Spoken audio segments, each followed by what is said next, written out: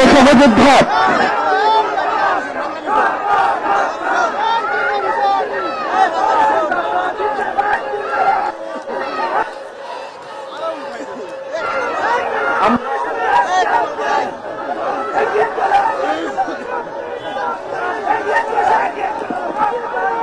আমরা সন্দেহের চোখে দেখছি যে বিভিন্ন জায়গায় ষড়যন্ত্র হচ্ছে। ইনক্লুসিভ ইলেকশনের যে বয়ান এখন দেওয়া হচ্ছে, আমরা প্রশ্ন রাখতে চাই, 2014 সালে যখন 153টা আসলে কোনো ভোট হয় নাই, তখন আপনাদের ইনক্লুসিভ ইলেকশন কোথায় ছিল? আমরা আপনাদের কাছে বিনয়ের সাথে প্রশ্ন রাখতে চাই, 2018 সালে যখন মিডনাইট ইলেকশন অনুষ্ঠিত হল, তখন আপনাদের ইনক্লুসিভ ইলেকশন কোথায় ছিল? 2024 সালে যখন আমি ভার্সেস দামি নির্বাচন হল, তখন আপনাদের ইনক্লুসিভ ইলেকশন কোথায় ছিল? যখন আমরা দেখেছি সিএমএকে এরশাদকে বন্দী করে রেখে একজন দামি বিরোধী সাজিয়ে নির্বাচন অনুষ্ঠিত হল, বিএনপিকে ক্ষমতা কাঠামোর বাইরে রেখে, গণতন্ত্র কাঠামোর বাইরে রেখে, তখন আপনাদের ইনক্লুসিভ ইলেকশন কোথায় ছিল? যেই বাংলাদেশে 2000 শহীদের রক্তের দাগ এখন শুকায় নাই, সেই বাংলাদেশে আওয়ামী লীগের সাথে কোন ইনক্লুসিভিটি হতে দেওয়া হবে না। সেই বাংলাদেশে এখনো পর্যন্ত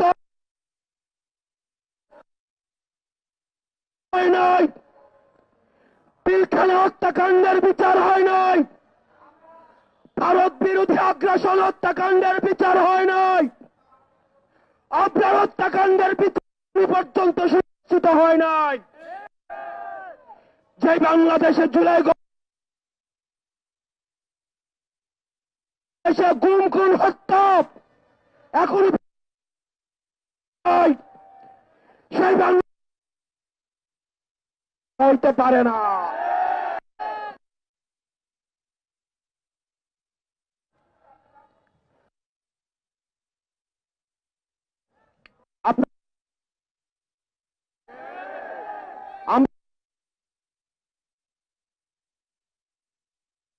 সার্বভৌমত্ব রক্ষার ক্ষেত্রে আপনাদের যে অবদান রয়েছে, সেটাকে আমরা স্বীকার করে নেই। কিন্তু আমরা বলতে চাই, রাজনৈতিক পরিমণ্ডলে আপনারা ক্যান্টনমেন্ট থেকে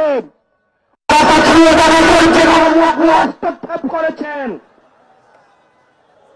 যেভাবে ক্যান্টনমেন্টের বিভিন্ন দপ্তর উপদপ্তরের মধ্য দিয়ে আপনারা রাজনীতিতে যেভাবে হস্তক্ষেপ করেছেন, 24 পরবর্তী বাংলাদেশে রাজনীতি নিয়ন্ত্রণ করবে শুধুমাত্র রাজনীতিবিদরা। আপনারা তখন কোথায় ছিলেন? বিগত একটা দশক ধরে আমরা কোন চ্যানেলকে দেখিয়ে পদত্যাগ করতে, দেশে এত অন্যায় বিচার, এত খুন হত্যা হয়েছে, এত জুলুম প্রতিষ্ঠিত হয়েছে, আমরা কোন সচিবকে দেখি না পদত্যাগ করতে। একটা চ্যানেল কি মেরুদণ্ড সভা ছিল না? আপনারা তখন কোথায় ছিলেন? আমরা কাউকে দেখি নাই ও অন্যায়ের প্রতিবাদ করে কেউ চাকরি থেকে পদত্যাগ করতে। আমরা আপনাদের সাথে বিনয়ের সাথে, আমরা আপনাদের কাছে বিনয়ের সাথে আমরা আহ্বান জানাবো, আমরা একটু পর একটা ডেমোক্রেটিক ট্রানজিশনের অপেক্ষায় রয়েছি।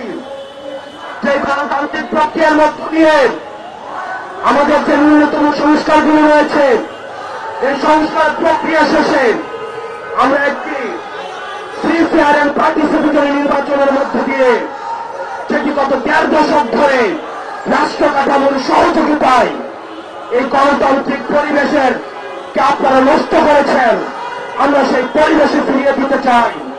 সুতরাং এই পরিবেশটিকে ফিরিয়ে দেওয়ার জন্য আপনারা বাধা করে দাঁড়াবেন না। প্রিয় সহযোদ্ধা এবং রাজনীতিবিদ আপনারা যারা রয়েছেন, আপনারা আওয়ামী লীগকে এখনো চিনে উঠতে পারেন নাই। জিয়াউর রহমান আওয়ামী লীগকে পুনর্বাসন করেছিলেন। উনাকে তার জীবন দিয়ে সেইটাই মেটাতে হয়েছে। জামাতে ইসলামী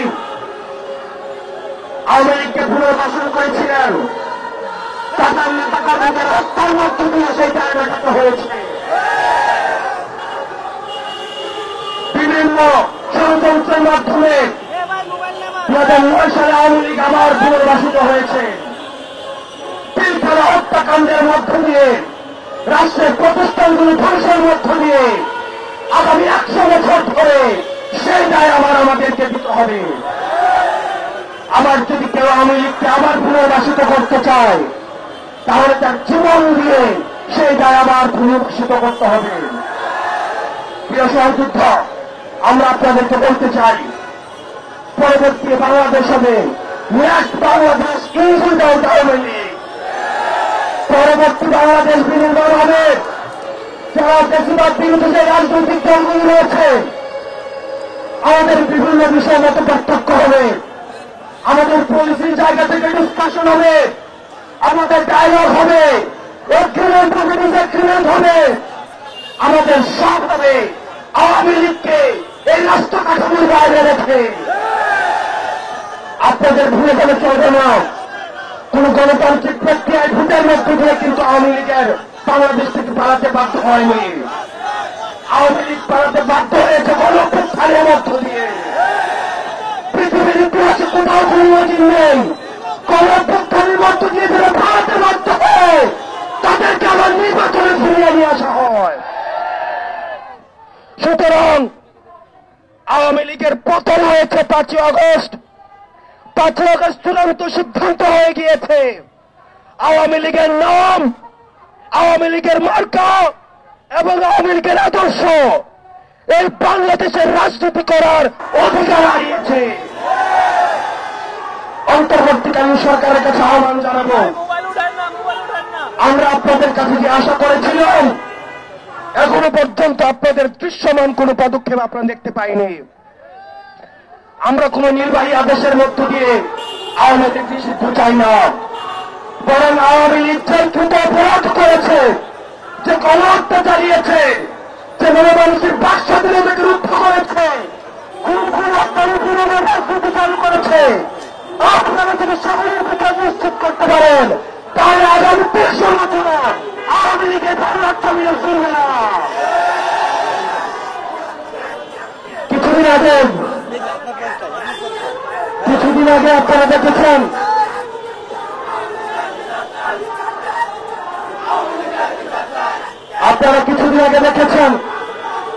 কষ্ট ফেরাউন, কষ্ট নমরুদকে যদি একসাথে করা হয় তাহলে একটা হাসিনা হবে না। আসলে কষ্ট ফেরাউন থেকে ভয়ঙ্কর, কষ্ট নমরুদের থেকে ভয়ঙ্কর। এই বাংলার মাটিতে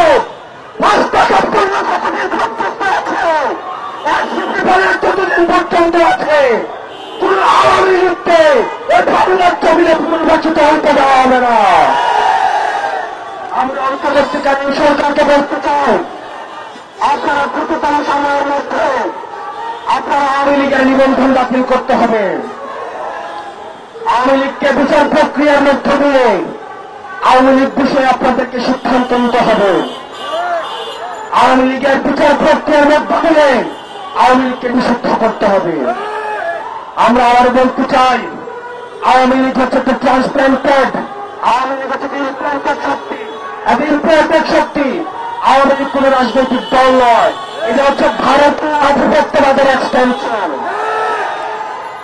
এটা আমাদের গতকাল আমাদের উপদেষ্টা মাহফুজ আলম বলেছেন, এই যে এটা নাটাই হচ্ছে ভারতে আর ঘুড়িগুলো হচ্ছে বাংলাদেশে। 5ই আগস্ট হচ্ছে সেই ঘুড়ির সুতা আমরা কেটে দিয়েছি।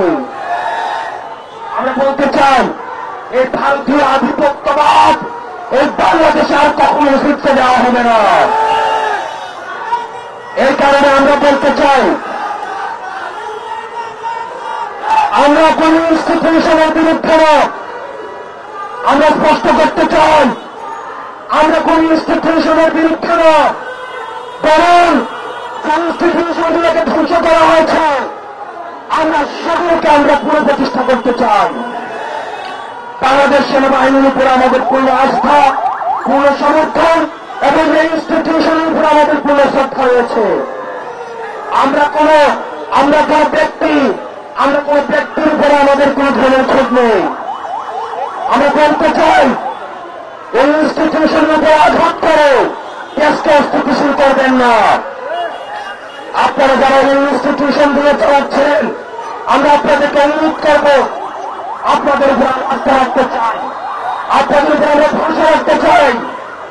আপনারা আপনাদের যে সার্ভিস রয়েছে, আপনাদেরকে সাবধানতার চেষ্টা রয়েছে, সেটাকে আপনারা অপসারণ থাকুন। আর রাজনীতির বিষয়টা আপনারা রাজনীতির উত্তরকে আপনারা দেখবেন। আপনারা বিষয়গুলো আপনারা দেখুন। ইনস্টিটিউশনের এগেইনস্টে আপনারা জনগণকে দাঁড় করিয়ে দিবেন না। দেশবাসীর প্রতি আহ্বান জানাবো, আর্মির এগেইনস্টে, সেনাবাহিনীর এগেইনস্টে জনগণকে দাঁড় করিয়ে দেওয়ার এক ধরনের ষড়যন্ত্র হচ্ছে। আমরা বলতে চাই, আমাদের অবস্থান সেনাবাহিনীর বিরুদ্ধে নয়, বরং সেনাবাহিনীকে দিয়ে আমাদের দেশে তাদেরকে অপব্যবহার করে এই ষড়যন্ত্র যদি করতে চায়, আমাদের অবস্থান সেদের বিরুদ্ধে। বাংলাদেশ সেনাবাহিনীর যে অবদান রয়েছে, তাদের যে কন্ট্রিবিউশন রয়েছে, এবং বাংলাদেশ সেনাবাহিনী ইনস্টিটিউশনের উপরে আমাদের সম্মান, শ্রদ্ধা এবং আস্থা রয়েছে। আমরা বিশ্বাস করতে চাই, তারা আমাদের এই আস্থার প্রতিদান দিবে। প্রিয় সহযোদ্ধা, আমরা বলতে চাই, এই যতদিন পর্যন্ত আপনারা জেগে রয়েছেন, যতদিন পর্যন্ত আপনারা দেশে রয়েছেন, এই ফেসিবাদ বিরোধী এই শক্তিকে আমরা যারা ফেসিবাদ বিরোধী শক্তি রয়েছি, আমরা যদি ঐক্যবদ্ধ থাকি, তাহলে আওয়ামী লীগ বাংলাদেশের পুনর্বাসিত হতে পারবে না।